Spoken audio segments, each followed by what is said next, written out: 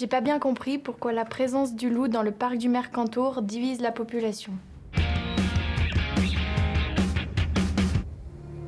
C'est en novembre 1992 que les 2 premiers loups sont apparus dans le parc du Mercantour. Venus d'Italie, ils vont former la meute Vésubitinée et marquer le retour du loup sur le territoire national. La présence du loup dans le parc du Mercantour divise la population. Mais de qui sont composés ces groupes de personnes dont les avis divergent? Gérard Milicher est spécialiste du loup. Ancien agent du parc du Mercantour, il répond aux enfants du collège de Saint-Étienne de Tinée.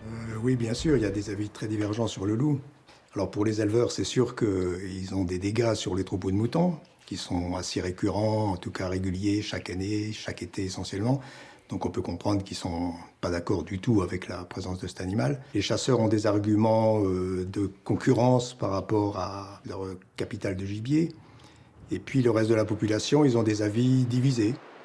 Depuis quand et pourquoi le loup est-il menacé? C'est une histoire très ancienne qui date presque de la nuit des temps. À partir du moment où le loup a commencé à être en compétition avec l'homme, il y a eu des conflits et puis des exterminations qui sont traduites d'ailleurs pour notre pays par la disparition complète du loup au début du XXe siècle.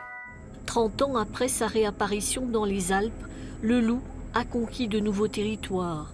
Ils sont aujourd'hui plus de 500 en France, mais le nombre de brebis tuées par le prédateur dépasse les 12 000. 30% des attaques ont eu lieu dans les Alpes-Maritimes, d'où ces tirs, ces prélèvements de loups autorisés par l'État. Quelles solutions pourraient être envisagées pour contenter l'ensemble de la population, ceux qui défendent la présence des loups dans notre vallée et ceux que les loups dérangent? C'est surtout la sensibilisation, l'information et puis, encore une fois, la protection des troupeaux de moutons. On finance des aides bergers, des filets, des cabanes pastorales pour faciliter la vie en alpage et pour mieux protéger les troupeaux de moutons. Également aussi les chiens de protection qui sont un élément essentiel de cette protection. Depuis qu'on est enfant, on nous a appris un peu à avoir peur au loup, à avoir peur du loup comme dans le Petit Chaperon Rouge et tout, mais en vrai, il va pas venir nous faire du mal personnellement. Pour moi, la montagne, ça reste quand même son territoire à lui d'origine. C'est nous qui allons sur son territoire. Je pense que le loup est une espèce animale qui mérite d'exister et qui ne mérite pas qu'on la tue, qu'on pourrait trouver des solutions pour cohabiter avec lui sans qu'il y ait trop de problèmes.